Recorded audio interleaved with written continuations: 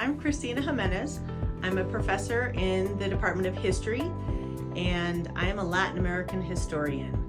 I teach everything, all of the countries south of the U.S.-Mexico border, but my research has really focused on the country of Mexico for the last few decades. In particular, I am an urban historian. So I've been researching and reading about the dynamics within Mexican cities. Focus on the time period right before, during, and after the Mexican Revolution.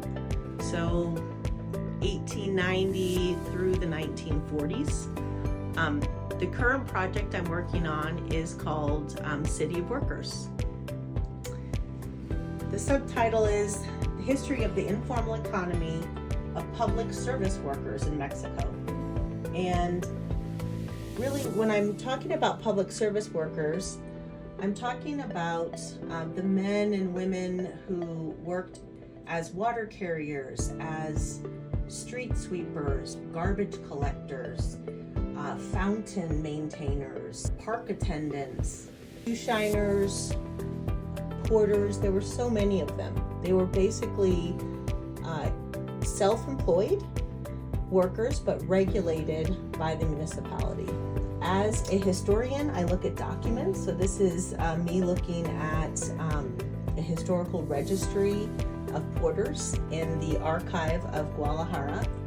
I look at municipal, state, and national level archives. All sorts of documents are available there. Not only registries, but also letters and petitions from workers. And I use these to kind of piece together, like a puzzle, a interpretation of their lives and their working conditions and how things changed. In this particular book, City of Workers, I use these registries that the municipality compiled of, in this case, shoe shiners. The book focuses on shoe shiners and porters.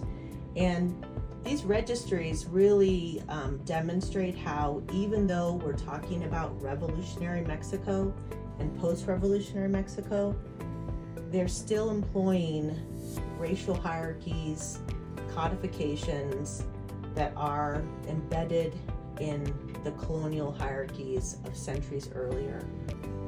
What's also important to know is that, these workers, they use these registries as not only a basis to work in the city, but also as a basis to organize. So by the 19-teens, porters, for example, were organizing into unions. All sorts of vendors are using kind of the platform of the revolution to unionize. In this case, it's just a letterhead from the League of Small Sellers. And then here's another example. This is the letterhead of the Union Ice Cream and basically frozen ice sellers. So all of this research is part of a broader project to really highlight the voices and lives of working class Mexicans during this period of real change from 1916 to the 1930s. So there's lots more to say about my research in Mexico. I've also recently just finished a Fulbright grant working in two cities in Colombia, the city of Bogota and Medellin, where I'm doing some kind of comparative type work about, again, the emergence of the informal economy and just the lives of the people that were selling and working in the public areas of the city.